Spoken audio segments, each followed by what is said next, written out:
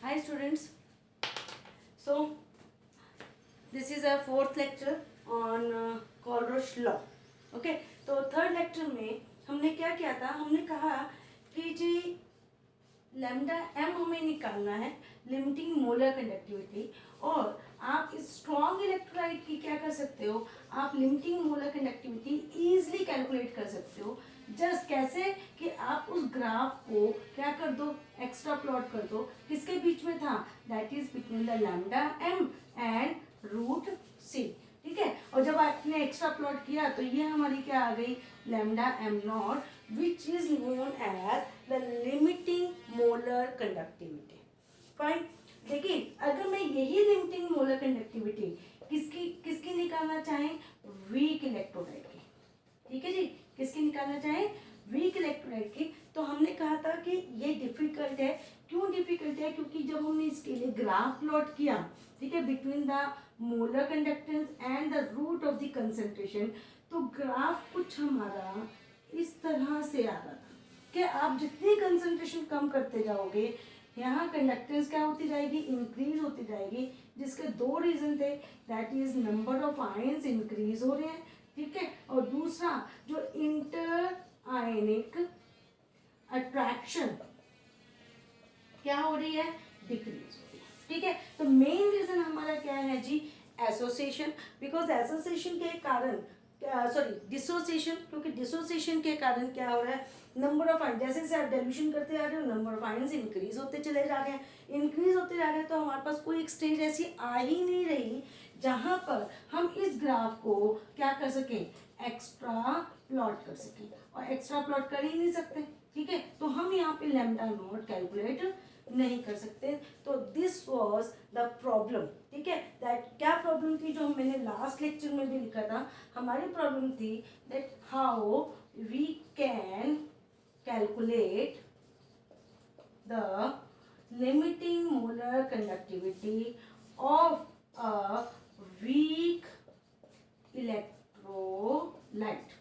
ये हमारा क्वेश्चन बन जाता है जी। ठीक है, जो मैंने लास्ट लेक्चर में लिखा था। तो हमने कहा था कि इसका आंसर क्या है, इसका एक्चुअली आंसर क्या है, that is the Kohlrausch law, जो हमारा आज का टॉपिक है। ठीक है, so let's start with the Kohlrausch law. तो कोलरोश लॉ की जब हम बात करते हैं, तो उसने क्या किया, उसने एक एक्सपेरिमेंट किए, बहुत सारे एक्सपेरिमेंट्स किए, और उन एक्सपेरिमेंट्स के दौरान उसने क्या किया, कुछ पेयर्स सेलेक्ट कर लिए। ठीक है ना, और उन पेयर्स में उसने क्या किया, किसी के कैटायंस और किसी में एनायंस क्या कर दिए, सेम ले लिए। फॉर एग्जांपल मैंने कहा कि जी KCl ले लिया, एक दूसरा हमने क्या लिया, NaCl। तो यहाँ पे इस पेयर में उसने क्या चूज किया, same anion.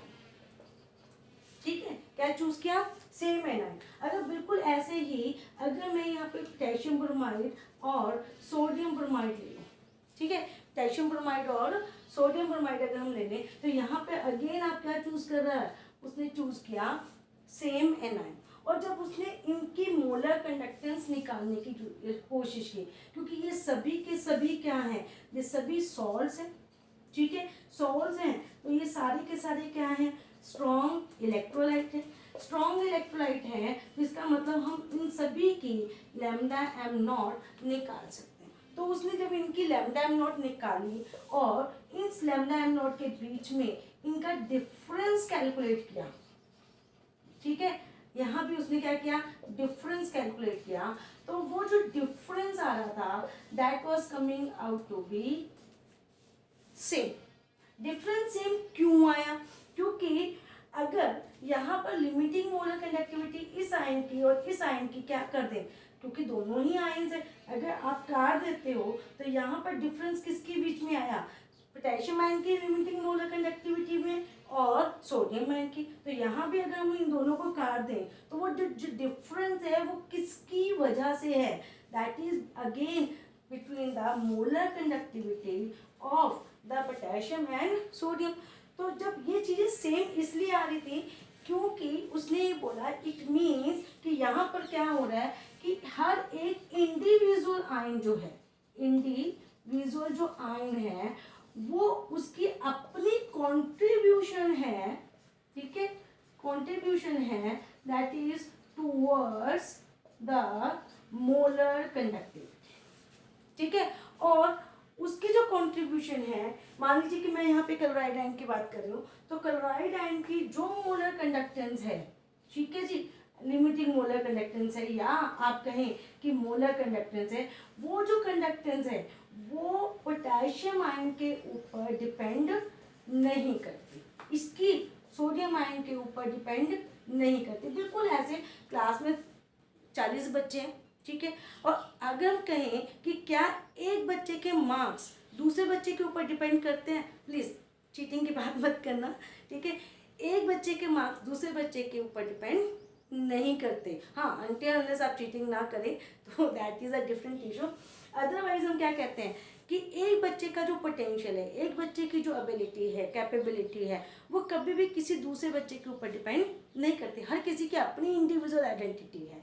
The same is है, यहाँ पर उसने क्या बोला, यही तो बोला कि अगर आप पोटेशियम क्लोराइड लेकर चल रहे हो तो पोटेशियम आयन की अपनी मोलर कंडक्टिविटी है, जबकि क्लोराइड आयन की अपनी मोलर कंडक्टिविटी है, और ये दोनों एक दूसरे के ऊपर क्या है, इंडिपेंडेंट है।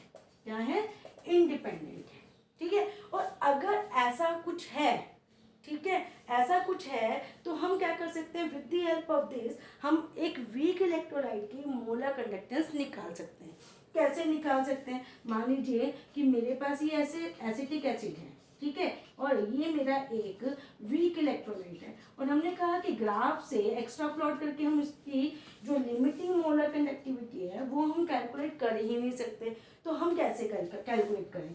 तो आप सिर्फ इसको देखिए कि ये जब आयोनाइज होगा तो हमें क्या देगा, एक एसीटेट आयन, और क्या देगा हमें जी, एच आयन। तो अगर मुझे यहाँ पर इसकी मोलर कंडक्टिविटी, ठीक है, और इस आयन की मोलर कंडक्टिविटी अगर मुझे पता चल जाए तो आपने क्या करना है, सिर्फ इन दोनों को सम करना है, ठीक है। इन दोनों को अगर आपका समीशन हो गया तो ये हमारी limiting molar conductivity of weak electrolyte आप क्या कर सकते हो, निकाल सकते हो। बस अब सिर्फ करना क्या है कि आपको ये जो एसीटेट आयन मिलेगा वो एसीटेट आयन अब वीक एसिड इलेक्ट्रोलाइट से नहीं लेंगे, अब हम किससे लेंगे, किसी भी स्ट्रॉन्ग इलेक्ट्रोलाइट की हेल्प से हम कैलकुलेट कर लेंगे, क्योंकि हर इंडिविजुअल आयन की अपनी कंट्रीब्यूशन है। अपनी कंट्रीब्यूशन मीन्स कि उसका अपना जो है मोलर कंडक्टिविटी है। आप उस मोलर कंडक्टिविटी को क्या करेंगे, हम with the help of strong electrolyte, तो इसकी अपनी इंडिविजुअल आयन की मोलर कंडक्टिविटी फाइंड आउट कर ले,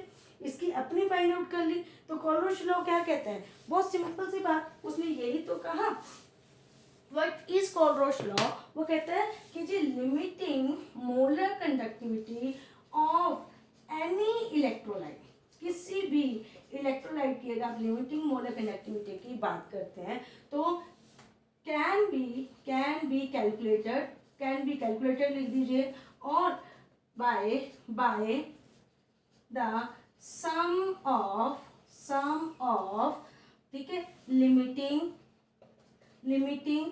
अब मैं मोलर आयनिक बोल रही हूँ, आयनिक क्योंकि ये एक आयन की कंडक्टिविटी है, तो आपने इस आयन की कंडक्टिविटी को क्या करना है, सम करना है। तो limiting ionic conductivities of cation and anion, cation and anion। Fine, समझ में आ गया, ठीक है। तो हमें यहाँ पर इस तरह से क्या करना है, दैट इज सम, आप सिर्फ क्या कर देंगे, सम कर देंगे इस केटायन का, और सम कर देंगे, सॉरी यहाँ ये एनायन है, सम कर देंगे molar ionic conductivity of anion and molar ionic conductivity of the cation. हाँ, अब एक चीज़ यहाँ पर ध्यान रखनी है कि क्योंकि हम यहाँ पर जो वर्ड यूज़ कर रहे हैं, रिप्रेजेंटेशन यूज़ कर रहे हैं, वो क्या यूज़ कर रहे हैं, दैट इज लैम्डा एम। ये वाला लैम्डा जो है वो हम यूज़ कर रहे हैं किसी एक सॉल्ट के लिए या किसी एक इलेक्ट्रोलाइट के, नॉट सॉल्ट, ठीक है, तो इलेक्ट्रोलाइट भी सॉल्ट ही होता है, तो किसी एक इलेक्ट्रोलाइट के लिए। तो आयनिक कंडक्टिविटी हम कैसे रिप्रेजेंट करें, हम यहाँ पे इस लैम्डा को इस तरह से रिप्रेजेंट रिप्रेजेंट करने की बजाय हम कैसे रिप्रेजेंट कर देंगे, इस लैम्डा से, दैट्स ऑल। ठीक है, तो जो आपकी मोलर आयनिक कंडक्टिविटी है, ठीक है, मोलर लिमिटिंग मोलर कंडक्टिविटी है, that will be the sum of the molar ionic conductivity of cation, ठीक है, जिसको आप यहाँ पर प्लस लिख सकते हो, ठीक है, plus the molar ionic conductivity of the anion, ठीक है, इसको आप ए से रिप्रेजेंट कर सकते हो। So this is the Kohlrausch law, nothing else. हाँ, एक चीज़ और यहाँ पे जो नोट करने वाली है वो ये कि कोई ज़रूरी नहीं है कि आप यहाँ पर लें तो जब वो डिसोसिएट करे तो एक एक आयन ही दे, लेकिन नहीं, मान लीजिए कि मैंने यहाँ पर क्या ले लिया, एल्यूमिनियम सल्फेट ले लिया, ठीक है, तो जब ये डिसोसिएट करेगा तो आफ्टर डिसोसिएशन हमें क्या मिलेंगे, 2 एल्यूमिनियम आयंस प्लस हमें और क्या मिलेगा, 3 सल्फेट आयंस, फाइन, ठीक है। तो यहाँ पर वो कहता है कि ये जो आयनिक कंडक्टिविटी है that will B multiplied by the number of ions. तो मैं एल्यूमिनियम का केस ले रही हूँ तो यहाँ पे इसको 2 से मल्टीप्लाई कर देती हूँ, और यहाँ पे एनायन के कितने आयंस हैं, दैट इज 3, तो मैं इसको 3 से मल्टीप्लाई कर देती हूँ। और अगर मैं इसको एक फॉर्मूला की फॉर्म में लिखना चाहूँ तो सपोज मेरा एक इलेक्ट्रोलाइट जो है वो इस तरह का है, AXBY टाइप, ठीक है, x क्या हो गया यहाँ पे 2, और इस केस में y जो है इस केस में कितना है जी, 3, ठीक है। तो अगर किसी भी एक इस तरह के इलेक्ट्रोलाइट की आप मोलर आयनिक कंडक्टिविटी निकालना चाहते हो तो आप कैसे निकाल सकते हो, that is x ions of A, ठीक है, plus and y ions of the anion, that is P negative, ठीक है। तो ये आपका क्या बन गया, एक फॉर्मूला बन गया, ड्राइव हो गया, जो आपका फर्दर हेल्प करेगा to calculate the molar conductivity of any electrolyte, that can be for the weak electrolyte, ठीक है। आप इस फॉर्मूला को यूज कर सकते हो मोलर लिमिटिंग मोलर कंडक्टेंस निकालने के लिए फॉर एनी स्ट्रॉन्ग इलेक्ट्रोलाइट और द वीक इलेक्ट्रोलाइट, फाइन। तो कोलरोश लॉ सिर्फ और सिर्फ इतना कहता है, आई एम रिपीटिंग अगेन, कि अगर आपने किसी भी इलेक्ट्रोलाइट की लिमिटिंग मोलर कंडक्टिविटी निकालनी है तो आप कैसे निकालेंगे, it is simply the sum of the ionic conductivities of the cation and anion multiplied by the number of ions given by the electrolyte, fine। तो this is about the Kohlrausch law. Let's do some examples, क्योंकि जब तक आप examples नहीं करेंगे तब तक हमें समझ में नहीं आएगा, ठीक है। तो कुछ एप्लीकेशंस कर लेते हैं, तो 2 इसकी मेन एप्लीकेशंस हैं and we'll discuss these applications in the form of numericals। तो फर्स्ट एप्लीकेशन जो है that is the calculation of, जो हम अभी बात कर चुके हैं, calculation of limiting molar conductivity of an electrolyte, ठीक है जी।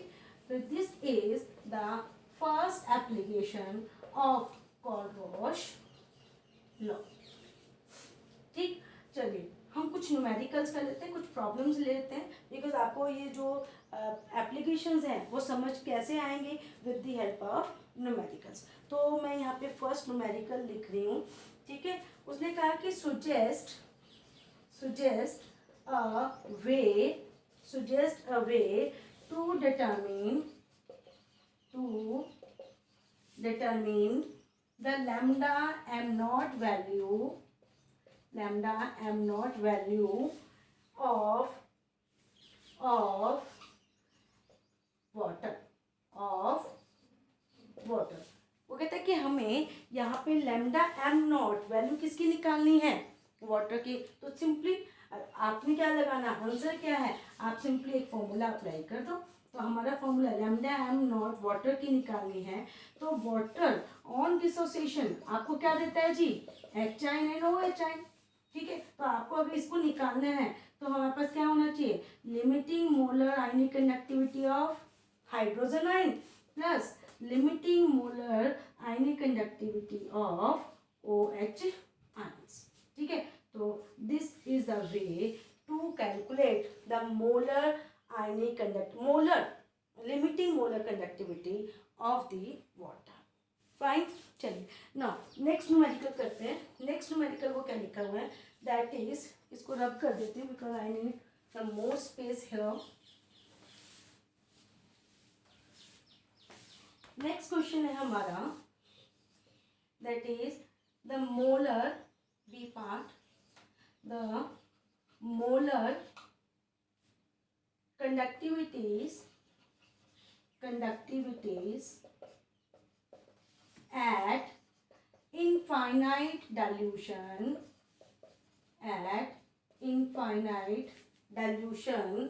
of NaCl, HCl and sodium acetate R. तो कितनी है, सोडियम के लिए दी है 126.4 और HCl के लिए दिए हैं 425.9 और सोडियम एसीटेट के लिए दिए हैं 91.0 and units are siemens centimetre square mole inverse. ठीक है जी, ये हमें क्या है, गिवन है और हमें निकालना क्या है, we have to calculate the limiting molar conductivity of acetic acid. ठीक है, acetic acid means CH3COOH. Fine, चलिए तो क्या आंसर करते हैं इसका सॉल्यूशन क्या है. देखो बेटा, आपको अगर मोलर आयनिक कंडक्टिविटी किसकी निकालनी है, एक एसीटेट आयन की, तो आपको क्या चाहिए, मैंने पहले ही लिखा, आप सिर्फ क्या कर दीजिए, सम कर दीजिए एसीटेट आयन की आयनिक कंडक्टिविटी का प्लस एच आयन की आयनिक कंडक्टिविटी का. ठीक है जी, और ये दोनों हमें कहाँ से मिलेंगे. ठीक है, तो बेटा बहुत सीधी सी तरीका है, साम दाम दंड भेद, यानी कि सब्ट्रैक्शन, एडिशन, मल्टीप्लिकेशन, डिवीजन. आप चारों में से कुछ भी कीजिए इन तीनों के साथ. ठीक है, इन तीनों को आप ऐड कीजिए, आप किसी के साथ मल्टीप्लाई कीजिए, किसी के साथ सब्ट्रैक्ट कीजिए, कुछ भी कीजिए, लेकिन अब जब जो इनका रिजल्ट आना चाहिए वो ये आना चाहिए. फाइन, देखिए हम क्या करें, हमें एसीटेट आयन चाहिए तो एसीटेट आयन मुझे मिलेगा सोडियम एसीटेट से. ठीक है जी, इसकी मोलर कंडक्टिविटी को हम क्या करते हैं, ले लेते हैं. ठीक है, अब मुझे क्या चाहिए, एच आयन. एच आयन की कंडक्टिविटी कहाँ से मिलेगी, HCl से. ठीक है जी, इसकी लिमिटिंग मोलर कंडक्टिविटी हम यहाँ पर ले लेंगे. तो ये हो गया, हम HCl का ऐड कर दें. लेकिन जब हम इन दोनों को ऐड करेंगे तो मेरे पास सोडियम की और क्लोराइड आयन की जो आयनिक कंडक्टिविटीज हैं वो भी ऐड हो रही हैं. हम क्या करें, हम इस सोडियम और क्लोराइड की मोलर आयनिक कंडक्टिविटी को सब्ट्रैक्ट कर देते हैं. सब्ट्रैक्ट करेंगे तो ये इससे कट गया, ये इससे कट गया, तो अल्टीमेटली इसका रिजल्ट क्या आएगा. ठीक है, जब आप इनकी मोलर कंडक्टिविटीज लेंगे तो यहाँ पर ये मोलर कंडक्टिविटी किसकी आएगी, एसीटेट आयन की प्लस किसकी आएगी, एच आयन की. और यही चीज़ तो हमें चाहिए. ठीक है, यही तो हमें चाहिए. तो क्या करें, सिंपली हमने क्या करना है, सोडियम एसीटेट की ऐड करनी है तो 91. ठीक है, HCl की कितनी है 425.9. ठीक है, माइनस किसकी करेंगे, सोडियम क्लोराइड की 126.4. ठीक है, just do it at home. ठीक है, कैलकुलेशन पार्ट मेरा नहीं है, आप इसको करके देखिए एंड आई थिंक जो आंसर आना चाहिए दैट शुड बी, लेकिन चेक कर देती हूँ, हाँ आंसर आना चाहिए 390.5 Simon centimetre square mole inverse. ठीक है, तो जस्ट चेक इट कि क्या आपका आंसर सही आ रहा है या नहीं. ठीक है, सो दिस इज हाउ आप किसी भी एक वीक इलेक्ट्रोलाइट की molar ionic conductivity, limiting molar conductivity calculate कर सकते हैं. ओके, चलिए ना नेक्स्ट एप्लीकेशन की बात करते हैं. तो फर्स्ट एप्लीकेशन हमने कहा कि आप किसी भी इलेक्ट्रोलाइट की क्या कर सकते हो, मोलर कंडक्टिविटी फाइंड आउट कर सकते हैं. ठीक है, अब हम बात करते हैं next, that is the calculation calculation of degree of dissociation. ठीक है, हमने क्या निकाला है, calculation of degree of dissociation, जिसको आप किससे रिप्रेजेंट करेंगे, अल्फा से। ठीक है, तो इसके लिए एक सिंपल सा फॉर्मूला है, that is alpha is equal to lambda m naught upon lambda m c. तो लैम्डा एम नॉट क्या है, वो हम बार बार बात कर चुके हैं। This is the limiting molar conductivity, means the conductivity eight infinite dilution. जबकि ये क्या है, this is the molar conductivity at any concentration. Fine, चलिए एक न्यूमेरिकल कर लेते हैं so that you can understand this application part. तो मेरे पास यहाँ एक क्वेश्चन है। ओके, तो the molar, this is the problem, the molar ionic conductivities at infinite dilution, conductivities at infinite dilution for etchine, and acetate ion, and acetate ions are 349.1 and 4090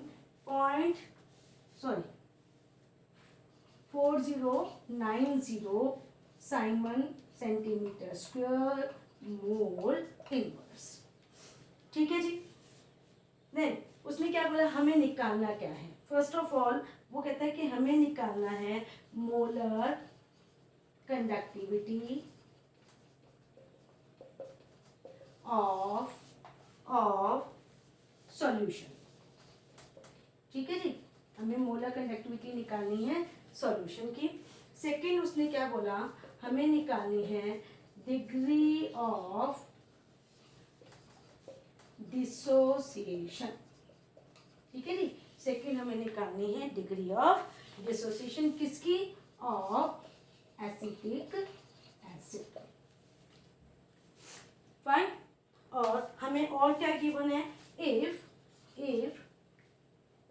conductivity of 0.01 molar acetic acid is 1.65 into 10⁻⁻⁴ Simon पर centimetre. Okay, तो ये हमारा question है। ठीक है, तो सबसे पहले हमें क्या निकालना है जी, molar conductivity of the solution, यानी कि हमारे पास कौन सा सॉल्यूशन है जी, 0.01 मोलर, 0.01 मोलर एसिटिक एसिड। हमें इसकी क्या निकालनी है, मोलर कंडक्टिविटी। तो फॉर्मूला हम पहले कर चुके हैं, यानी कि किसी भी कंसंट्रेशन पे निकालनी है तो ये क्या हो गया, लैम्डा एम सी। इसके लिए फॉर्मूला क्या है, kappa into 1000 upon molarity. Kappa आपको गिवन है, ये रहा जी कैपा। ठीक है, तो कैपा आपको गिवन है, दिस इज 1.65 इंटू 10⁻⁻⁴ इंटू क्या हो गया, 1000 divided by 0.01। This is the molarity. Okay, just solve it. अगर आप इसको सॉल्व करेंगे तो ये कितना आ गया, आप इसको चेक कर लेना।